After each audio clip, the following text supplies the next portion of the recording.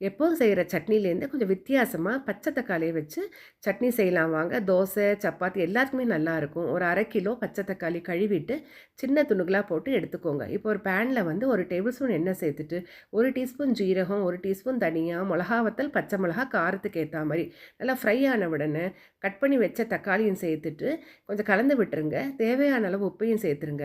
இதுக்கு வந்து கொஞ்சமாக புளி சேருங்க. புளி சேர்க்கலன்னா நல்லா இருக்காது. கொஞ்சமாக சேர்த்துக்கோங்க. ஏன்னா தக்காளியிலே புளிப்பு இருக்கும்.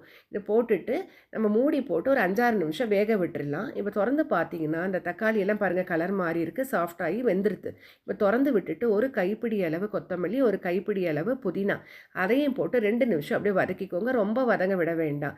இப்போ நல்லா ஆறின அப்புறமா மிக்ஸி ஜாரில் போட்டுட்டு தண்ணி சேர்க்க வேண்டாம். தண்ணி விடாமல் கொஞ்சம் தரன்னு அரைச்சி எடுத்திங்கன்னா நம்மளுக்கு சுவையான சட்னி ரெடி.